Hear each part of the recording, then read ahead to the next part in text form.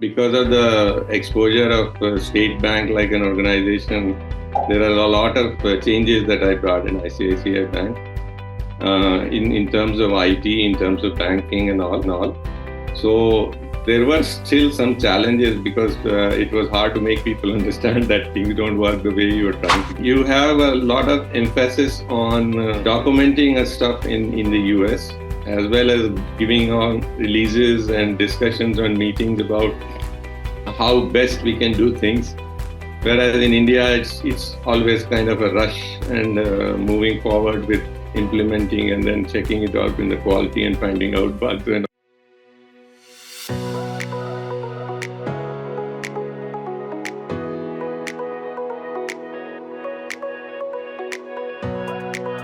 Hi, ladies and gentlemen. Welcome to the esteemed FaceTime with Leaders, an initiative by the World Development Corporation, and I'm Sneed, your host for today. FaceTime with Leaders is a platform for industry titans to share their experiences, thoughts, ideas, and best practices in order to inspire one another and future leaders. We have one such industry leader and veteran on FaceTime with Leaders with us today, Mr. Sanjay Sinha. As an independent consultant, he currently focuses on supporting the fintech sector, leveraging his vast knowledge to enhance the profitability of financial businesses through strategic technology implementations. He also serves as Director of Operations at ATE Welding Engineering Robotic Automation Private Limited, contributing to the success of an engineering and special purpose machine manufacturing organization. So, Mr. Sinha, could you let our viewers know in brief about your current roles and responsibilities and how do you manage your roles as Director of Operations at ATE Welding Engineering Robotic Automation as well as independent consultant simultaneously? okay. Hi, Smith. Hi. Thank you for this interview. I basically manage dual roles. One is the operations efficiency role for a manufacturing organization, which is for ATE Welding. And I also am a freelance consultant, which basically takes on projects and advisory role in different companies, as well as mostly of the IT projects with business analytics and other stuff. So the advantage that I have is because of my experience in so many areas of industries when I was in the US and India. And the banking part is always so good because the finance is always the backbone of most of the organizations. And that is how it helps in checking up the finance areas and the efficiency of the operations of an organization. So yeah, for the freelance courses or independent consultancy projects, what I usually do is an advisory role, and I take in small projects where I manage the overall program management of a project. And organizations involve me and engage me because of my business analytics background of a lot of projects which I have implemented here in India as well as in the US. So it helps also the organization to take a veteran who has exposure to a lot of areas because not only banking, I was involved in a lot of other industries in the US, including pharmacy and other areas. So the manufacturing part also adds to the exposure I have to different industries. And that is how it's all done for. And I also have to manage my time, and that's why I'm usually transparent to all organizations, whether it's an employment or whether it's a freelance consultancy, that this is how I'll be spending time, and this is you. This is how these people will get it. Having worked in both India and the US, how have the differences in work culture and technological advancements influenced your approach to IT and banking? That's a good question. It has really helped me in seeing two kind of different worlds. One which is much regulated and kind of cut off to things. Like in the US, the work culture is very different, where you are very particular with documentation and kind of work-life balance and all. Whereas in India, there is a difference where the time is not that important. You have work is worship kind of stuff, and people are working long hours. Whereas in US, there is a different work culture, which is giving importance to even your life work balance and stuff like that. So at times, it is kind of an advantage, but sometimes it also is a disadvantage because the projects slip by and they're not timely delivered in the US. Whereas in India, we are very particular of completing the project in time. The advantage that I have is because of that, I could empathize with my team here.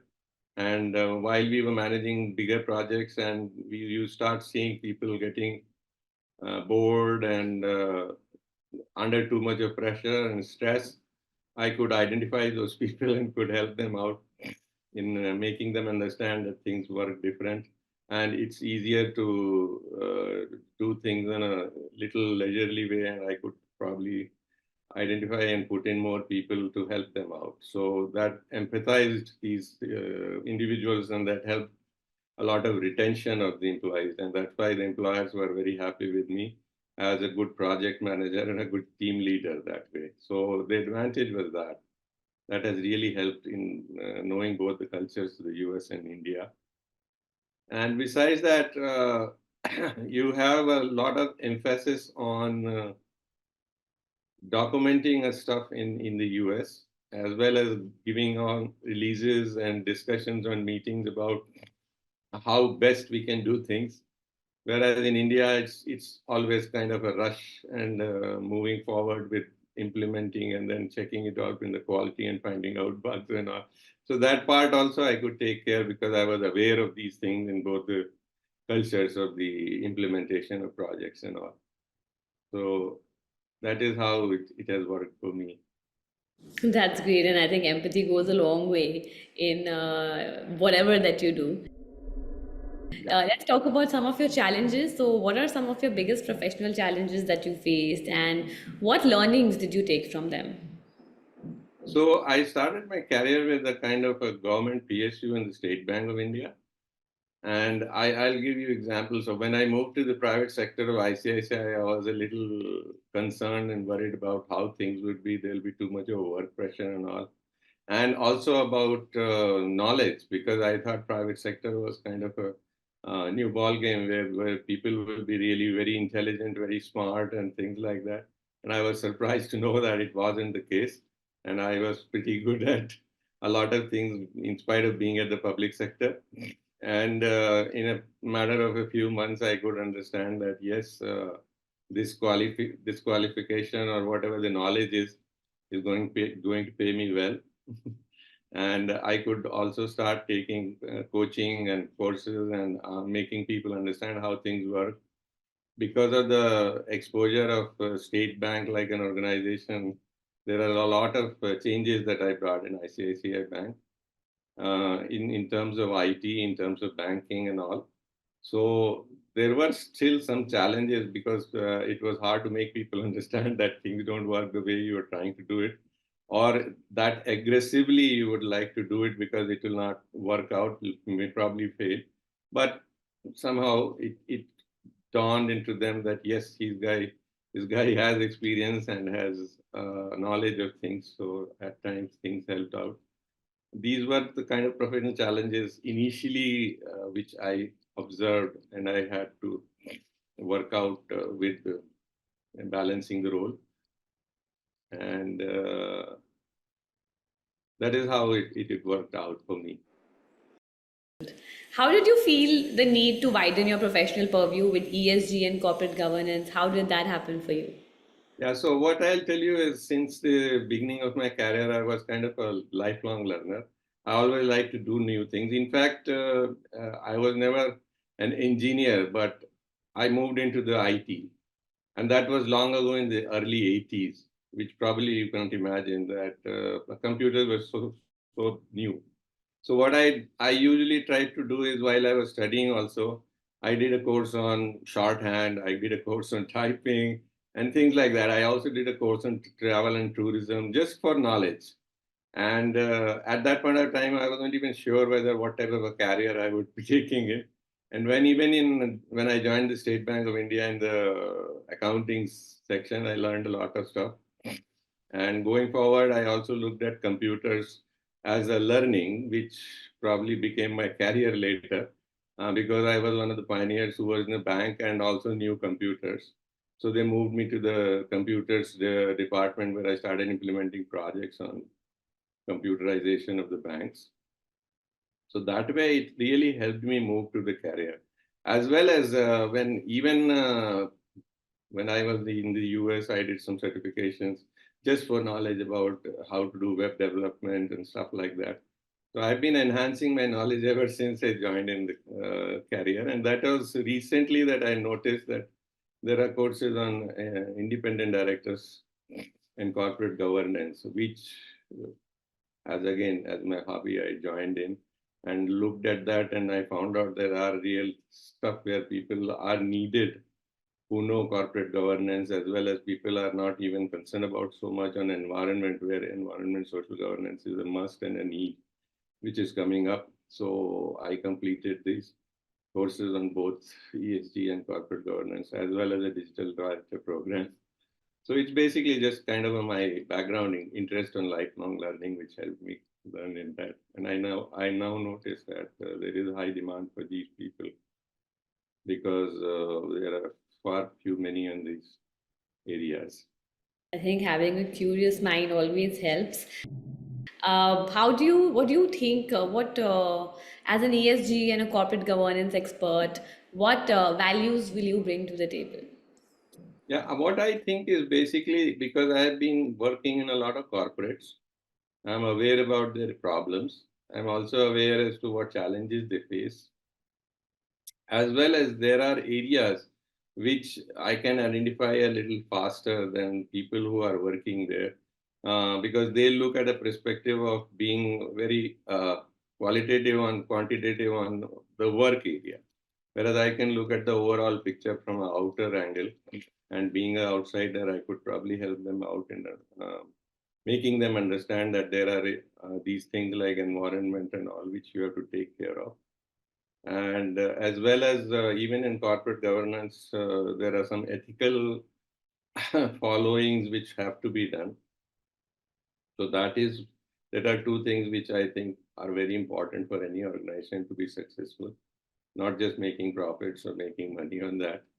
So that way I can probably help these corporates on knowing about what options they have on environment, social governance, as well as corporate. So, what changes do you expect to see in the fintech industry with the advent of IoT, machine learning, AI, blockchain, big data, Web 3.0? Yeah, actually, what has happened is going with the years, I've already started seeing a lot of changes due to the ML and IoT stuff. Uh, Even in ATMs, you have started using IoT, which probably has enhanced this work of getting responses very quickly with chatbots and other stuff.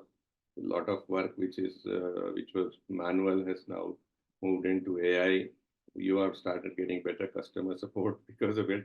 Earlier it was IVR, now it's the chatbots and all. And now organizations have started looking into what they call as a digital form openings and digital where there is no interaction with people. And AI can let you open accounts and AI can let you open your fixed deposits and stuff like that. So there are changes which are already happening. And I long run see every area in business analytics, which I was usually involved in implementing data warehousing projects. Lot of changes have happened because of machine learning. The data, the big data, what they used to call it earlier, is now available. The Because of these artificial intelligence coming in, earlier what kind of reports and things were available or not available, because we didn't have that much of a data and the right insight from this data. We are now able to get that and we can take decisions quickly. So there are basically a lot of changes that are coming in. Even Web 3.0 with the cloud computing and all, earlier banks were very restrictive of sharing the data on cloud and all. Now they started to open up because cybersecurity is improved. There is a lot of things which are available for banks to open their databases to analytics companies and other stuff. So that is where I see changes already happening. And going forward, because all industries are being affected by AI, ML, and stuff like that, I'm sure it's going to change the sector drastically. Definitely, absolutely, that's going to happen. We can't imagine a world without these technologies anymore. So, we are building a community of industry magnets, and this move is meant for cross pollination of knowledge and for building a knowledge sharing community of experts and industry giants. What are your thoughts about these initiatives taken by Mr. Zishan Pathan, Mr. Heval Mehta, and the whole World Development Corporation team? It's really appreciative. What I think is they are doing a very good job of identifying individuals, training them, and putting them at places and helping the organization get some experiences, veterans who can help them out in the corporate governance as well as also enhancing the knowledge about the environment sustenance, as well as things like, and I'm sure they are recognized for that because a lot of recognition is being given to the World Council for this directorship. And because of this, adding up a lot of people and uh, getting them industry trained as well as helping the industries get, identifying some people and getting them hired at their place. I think that's a really appreciative initiative these people have taken. That's great. Thank you so much for conversing with us today. Your insights were really helpful, and I'm sure they will inspire all our future leaders. I wish you all the best for your future endeavors. Thank you so much for today. Thank you so much. Thanks to you. Thank you.